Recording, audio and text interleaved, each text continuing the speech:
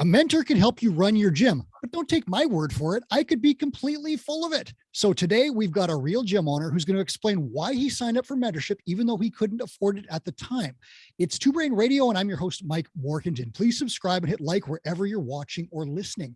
Now on to my guest, Andrew Alvarado. He runs CrossFit Fairway Park in Hayward, California. That's in NorCal. Andrew was also a pitcher who was drafted by the Houston Astros in 2004. So I'm going to pepper this show with baseball references. Andrew, welcome here. Hey, thank you guys for having me. Before we get into the serious stuff, I got to know, it's bottom of the ninth, bases loaded, 3-2 count. What's your strikeout pitch? I threw a spike curveball that, would get him every time. Okay. I was going to expect a fastball, but I had a whole major league reference going there, but you got a curveball. I like it. Yeah. All right. We'll get right on to business now. I got a lot of questions for you as a recent graduate of On-Ramp into the growth stage. So you completed the ramp-up program at Two Brain in December.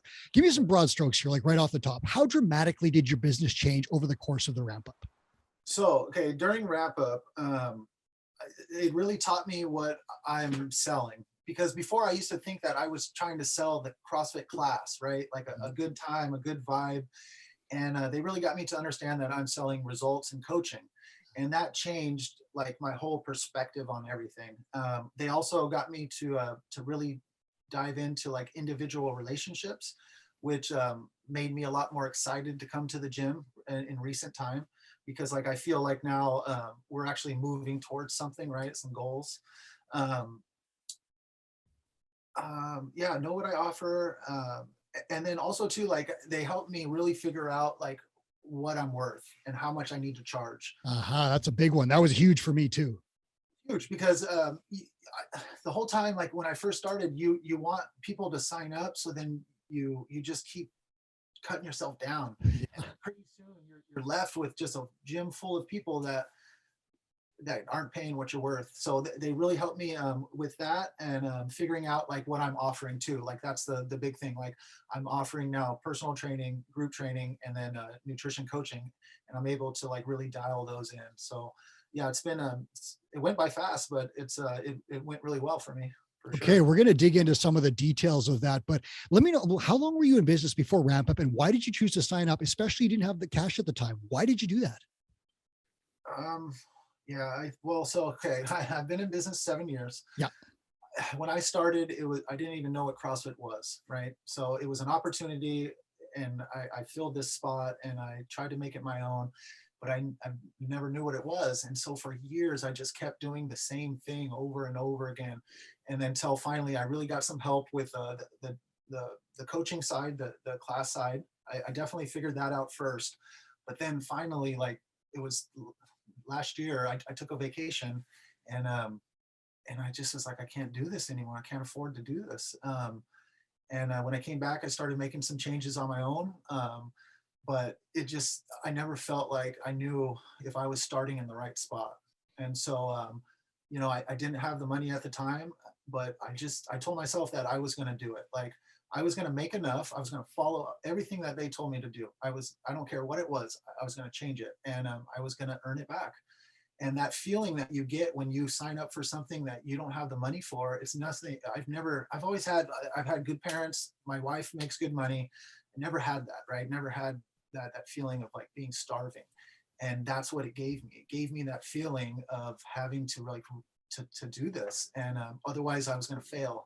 And it was between failing or doing it. And now, I just keep going. It's like every day since then, it's just been so fresh. And now I can see, like before I couldn't see the end. I'd never seen what it looked like. Like I never thought it was going to end. It was just always something to do. And it just never felt like it was going to end. I was so tired. And then now I'm still tired. Don't get me wrong, but I see I see what the end looks like now. Like I can see it, and I'm going now. It's hard to see the horizon when your nose is to the grindstone, right? When you're down there pushing, and I was the same way. Like I could work those long days, teach those classes, and just push. But when I looked up, I didn't have a clue where I was going at times, and that was important. Have you heard the Chris Cooper story about his park bench moment when he went and got a mentor and he, spent his last $500 and wrote a check that would bounce? So yes, I heard that after I did it, and I was like, me, yes, that's what happened. It's the same thing. And, Yep. but that's the entrepreneurial thing where, you commit to figuring it out. And that's what Chris did. And it changed his life. That was his big moment where he made the change, asked for some help, got it, and then went on to everything else. You're kind of doing the same thing. So I'm fascinated to see kind of how this goes. So let me ask you this. What was the first moment in the ramp up program where you knew that it was working for your business? Because I imagine you were skeptical to start. You had just gambled like the money, Yeah. and you were maybe worried that this wasn't going to work. When did you know that it would work, or it was working? For me, when I started to do the no sweat intros, and then I started to learn, they taught me that being a salesman isn't what I used to think it was, because Mhm. I'm selling something that my clients want, and it's just a faster way to get there. And so I sat down with some seed clients, and I really got to know them. And then I asked them to do personal training, and the first time I sold it, I was like, man, this is way too expensive. They're going to say no, but they didn't. And Yeah. yeah, they did it. And then I started working with them, and then they started getting better, faster, so fast. I never did personal training before this. I only focus on group. Me And I too. used to see people just like fade away because people have been here 2 years, can't even do a pull up. Like, oh my God. And I helped this guy in 2 weeks, and now he's doing strict pull ups. And yeah. So I noticed there with obviously that I can do it. Once I figured out how to like really the basics of selling, what you're selling. They helped me with the pricing binder, and really put that in order, and then give me the confidence to sell.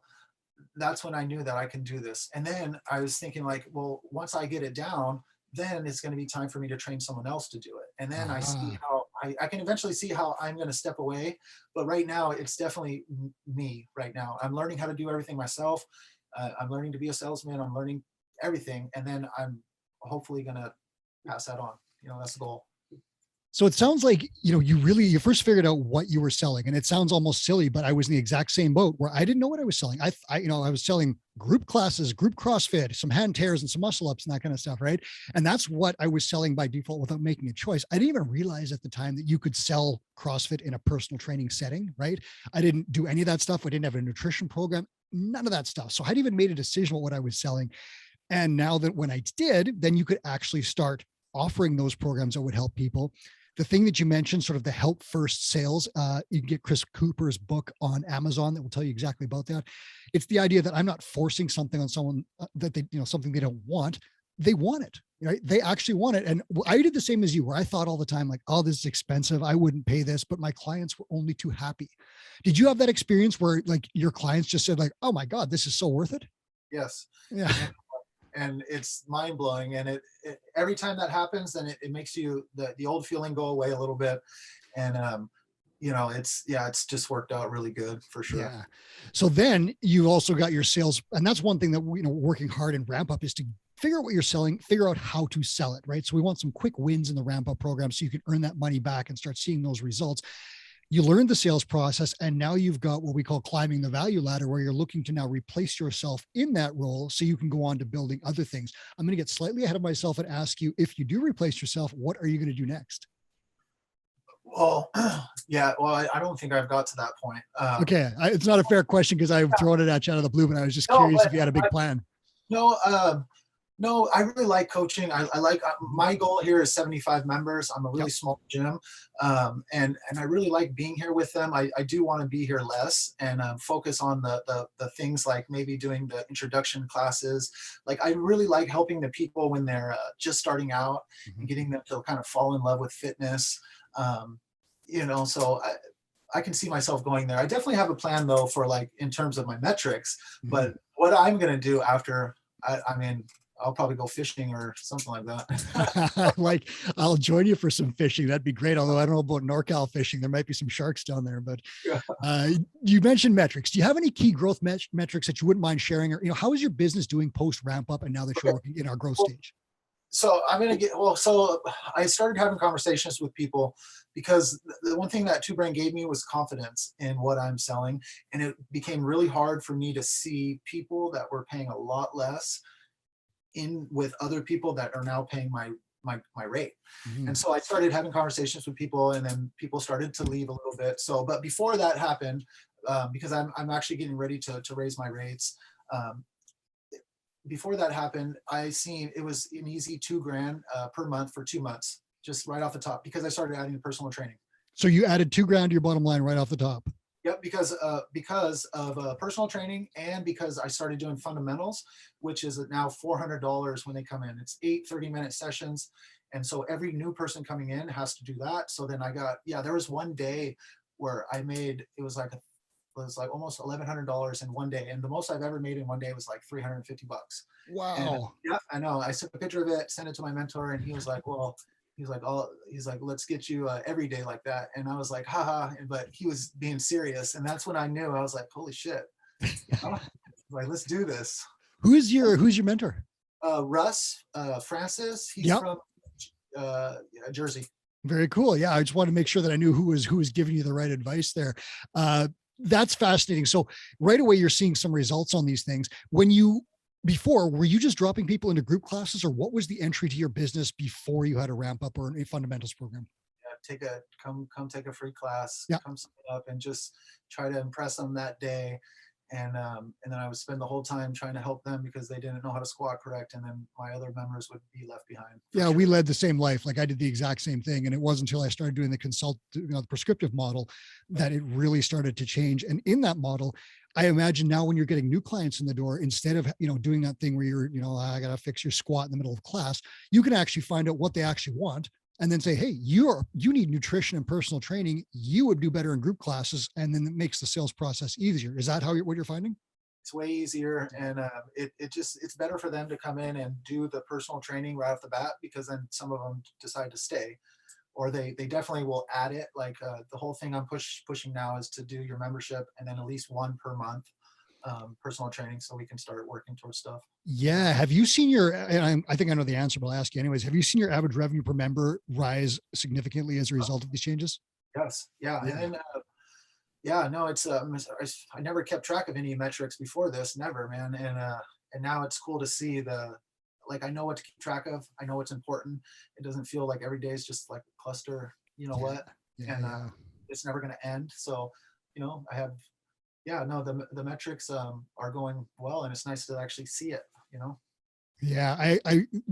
The hybrid model that you mentioned, and for listeners, that's that like personal training and nutrition plus group classes or some combination of stuff. It's a really cool way to add value. And if you think about, let's just throw out the number of $175 for a group class or whatever it might be, add on one personal training session a month. And let's say that 30-minute session is, I don't know, $50 or whatever you want to call it. All of a sudden you've got yourself a $225 member, $225 or whatever. You add those up by the number of members you want. All of a sudden you can make a pretty good living on that. So my end goal is, because I'm a small gym. My gym is, I can fit 8 people with squat racks. Yeah. And so when we get busier, we share bars, and it's small. So my goal is 75 members. Once we do 2 rates. 225 is the full time, and then we do 175 for 3 days a week. Yeah. But I can see, like, once things fill up, and then I get to the point where I can't fill anymore, we're going to move everybody to full-time members. We'll probably lose some, but then, eventually once they become full, then I'm going to start requiring, hey, let's sign up for 4 personal trainings per year. And then that'll turn to 8 and then to 12. So my eventual goal is going to be, this is going to be probably $335 per member. And, there are gym owners out there, when you say that, who'll be like, it's impossible. Yeah. I've literally talked to 2-brain gym owners all over the place who have hit $300 and above. And there are shows in our archives where I've interviewed them about it. It is possible. And it's often the model, exactly what you're talking about, getting those service packages together. Some of them, of course, do it with some high ticket coaching where they're selling like super high touch $1,500 a month packages and things like that. But then there's other people that are doing it rates of like $335 a month, something like that, based on personal training and group, or just personal training and nutrition. So when you say that number, if listeners are out there saying, whoa, that's crazy, it is possible. I used to think it was crazy. I went to a gym, CrossFit Hale with Jason Williams, or I don't know. I know Jason. Yeah. So I went there just because I had a member who said, hey, this guy's got his shit together. Go talk to him. He might help you. And he gave me Coop's book, but he told me it was like about personal training. And I was like, nobody. And well, he told me how much he charges at his gym. It's like $275. And I was like, nobody's going to pay that. Yeah. But now 4 years after and seeing the changes, I can see it's just about finding the right people. right? Like and then once you find the right people, it'll be slow. Like right now, but we have the right people here that Mhm. value it, and then the value the personal training, and that have the money, and that kind of will lead to more people like that. I'm noticing that that's happening, and Yeah. that's And the cool part about your model is you've got a small space, which is, I know real estate is expensive in Silicon Valley area and so forth in NorCal, but you've got a smaller space. So your overhead is going to be lower than a gym that says, oh, I got 1,200 or 12,000 square feet or whatever it is. That's very difficult. Then you have to have super high rates or high volume or some combination of that. So you're able now, and you're especially in an area. I don't know much about Hayward. I've driven past it on the way to Santa Cruz a bunch of times, but you are in an area in the San Francisco Bay Area where there are some good jobs and some money floating around. You can find those clients, right? you can, but you project what you grew up with, right? And I wasn't always super poor, but I definitely didn't, like when I first started, I couldn't afford my service. Yeah. But yes, and they'll come. They just, yeah, I don't know, maybe the power of positive thinking, right? Put the right vibe out there, but it does happen, and It's hard to get over that. I I didn't was the believe, same way. yeah, You but think about it, like, when I was a struggling student or when I started working, I was handing out towels at a Globo gym. And then you go to say having someone pay you $175 a month. That's a tough one because I wouldn't have paid that. I was paying $29.99 to do bench press in the corner, right? yeah, no, for sure. Um, yeah, no, I'm really happy with everything. And then I'm actually I've been shooting videos of myself and like how things have been going, because I really believe that in like 2 or 3 years I'm going to look back and be like, that was the moment that you decided to like really do it. And because I could have quit. I came to the point where I was going to sell my gym to the gym down the street, Yeah. uh, and I just was going to do construction. But my wife and I were like, no, let's really try. And then I put a major league comeback in between yeah. there. Before you go to construction, get back on the mound. I was gonna say too, because like my neighbor Jim, we've been friends now 7 years, and Yeah. they have like 270 members. I think they charge like 185, but I used to want to compete with that, and they're Mm. bigger, they got more stuff, more coaches, and it's just not. I talked to him the other day, and it's just like it's not what I'm going. Like I'm not competing with you anymore. My gym is totally different than yours. Like what we're offering and how we're doing it. Yeah, Uh, and that's great. And like you said, what you sell now, and I realize that too. I sell coaching, which is worth way more than just access to a gym that has barbells and a bunch of other cool stuff. It's a completely different thing. But that mindset, if listeners are out there and they're saying, "Wow, this I don't get it," that's the mindset shift. Is that you are actually selling coaching as opposed to access or just random group classes. You are selling life coaching, and we've noticed that with a lot of gym owners. Coaching now extends. Yes, you're doing fitness, but it might be one-on-one. It might be group. You're doing probably some nutrition coaching in there. You're probably doing some like mindset coaching, even like habits coaching, all that stuff, like the skill set of a coach. If you can get someone to squat and do burpees and do these horrible CrossFit workouts, you can get them to do some other stuff, right? oh yeah, I'm finding now though that I have my seed clients that I'm spending more time to like just with them outside the gym and going to functions. Mhm. And it's just, yeah, it's really changed everything. It's made me like I don't feel like I work anymore. I used to feel like I had a job, and I was like, damn, I got to go. I'm tired. And now it's not like that. That's music to my ears. Do you have any other metrics that we didn't cover? And if you don't, let me ask you about the metric that you would be targeting to improve next. So I don't. I keep track of leads now, and so for me, I did last month only 10. So like I said, I don't do a whole ton of volume, but Mhm. I'm keeping track of the closes now. So I do pretty good. I'm about 50% of my Nice. whenever I book something, they come in.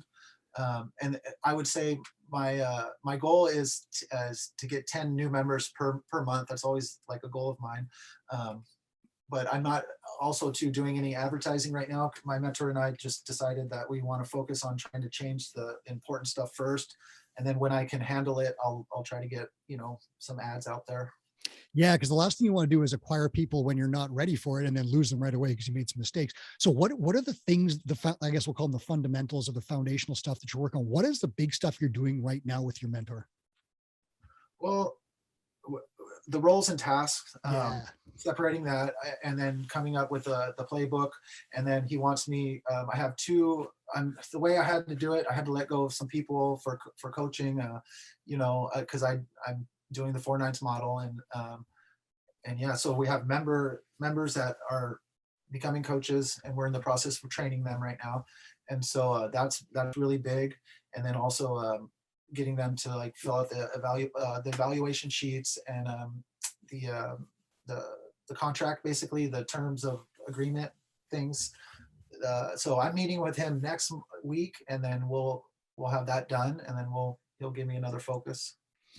So going forward, how does mentorship figure into your plan? Like, are you seeing, like, when you talk to Russell, does he give you like a clear, okay, hit this, hit this, hit this, talk to me, message me when it's done, and let's go forward? Like, how is mentorship going to guide you for the next, let's say, 3 to 6 months? So for me, I thought about that question when you wrote it in the email. And so with me, I want to make him proud, because I see him, I follow him, and I see his gyms, and I see his members. The other day he had a birthday, and his members just wrote this awesome little thing for him. And it's like, he has people that love him, that want to work for him. And that's like what I want. So for more than anything, I want to make him proud. And my goal is to be able to afford to be able to take a trip out there. And so Nice. yeah, so that's just on me. Like, but in terms of, he just holds you accountable. Like when you have somebody that is, you tell that you're going to do something, you do it. And it's simple as that. It's just like accountability coaching with the nutrition. It's not about the diet, it's about them following through. And so I don't see it ending. I would love to keep going, and I don't have any plans to stop, for sure. And that's really what it's set up for, is that, when Chris originally set up his program, he had like a video course kind of thing people could do on their own. And, it had great content, but people weren't doing the work and weren't getting the results. So Chris ripped the whole thing apart, put it back together, and focused on mentorship, because that one-on-one relationship makes you want to do something. Like, if I told you I'm going to do this thing and I'm going to email you when I'm done, I need to do it, or I'm letting you down, and that's the whole principle, is that you need to find ways to take action. So sometimes our mentors, they know all this business stuff, but it's not necessarily about the business stuff. It's about helping someone take a step, and it might be overcoming fear or not knowing what to do or any of that different stuff, because they just give you motivation. So, for you, is it like, is it the accountability, or is it the knowledge that you find more important? Which one would you prioritize? Right now, knowledge for sure, because I didn't have any. And so like we're using a software for social media. He's helped me like figure out how to use that stuff. That's made my time so much easier. And then it's just nice to know that, like, if I have questions, I ask them. So that in the beginning, but now that, it's, we're moving on, it's more about the accountability and like having him there if I need it. Because that's the thing, I think we often doubt ourselves, and then we just don't do anything. So I would just be frozen in fear and then just keep doing the same thing every day. But now it's like, no, okay, let's talk to him, and then let's see how he feels. And he always gives me a choice, it's my choice, but he lets me know, what he would do, basically. Yeah. And it's easy. I remember when I was overwhelmed in the gym, it was easy to just say, I'm going to fix those barbells, or I'm going to change these lights, or I'm going to do this, quote unquote grunt work, that like basically was me avoiding the big thing, right? Like, I didn't want to raise my rates. So I thought, well, I'll just work harder and make the facility cleaner. And that didn't fix anything. Things were okay, but it didn't fix the problem. It wasn't until we had a mentor, and we did that. We did that rate increase that you're planning. Things like that made a huge difference, far more than, how clean the squat rack was and things like that. So it was really for me, it was taking those big steps. I'll ask you this, as we close this out. People out there who are thinking about mentorship, or are nervous about it, or like look at the price, like, what would you say to those people who are thinking about it? Well, I mean, since I did it my way, I would say, well, here's the thing. You have to be ready. Yeah. And if you're ready, you'll know it. But if you're really like, you're, like, I don't think you're ready. You'll know. If you're ready, you're ready. And I would go for it. I would do it, 100% do it. Yeah. If you're not ready, and we actually, like, we understand, like, as a team of mentors, that some people aren't ready, because if you're not ready to do the work, and it is work, right? Like, the ramp up was not, easy, quote unquote. You had a lot of stuff. You had to rip your business apart, think of your vision, like put things back together. And it's like, you really had some long nights where you had to sit there and do some work and think and really plan. Not easy. If you're not ready to make those changes or list to someone, you shouldn't sign up for mentorship. For those guys, go ahead. No, I was going to say, but then if you are, and you don't know like where to start, like this is your answer. This is it. This is how you're going to do it. And if you're at that point where you aren't ready to start out there, I'll tell you, go to the free tools section on twobrainbusiness.com, get those free tools, subscribe to our YouTube channel, subscribe to this podcast, because we crank out tons and tons of free information that will get you ready. And honestly, Chris has decided to put out this much info because he wants you to make the money that you could then use to pay for mentorship. And the final part of that, join the Gym Owners United group on Facebook. We give out free guides out there every week on important topics. So tons and tons of options. And then when you're ready, give us a call. Andrew, I can't wait to see what you accomplish. I want to see you get to 75 members with like $200, $300, $300 average revenue per member. And then we'll talk again. How does that sound? That sounds great. I appreciate you guys having me. I really appreciate your time and advice. That was Andrew Alvarado on Two Brain Radio. I'm your host, Mike Warkentin. I'm all about telling the stories of amazing gym owners. Please subscribe for more episodes. And if you're on YouTube, hammer that like button too.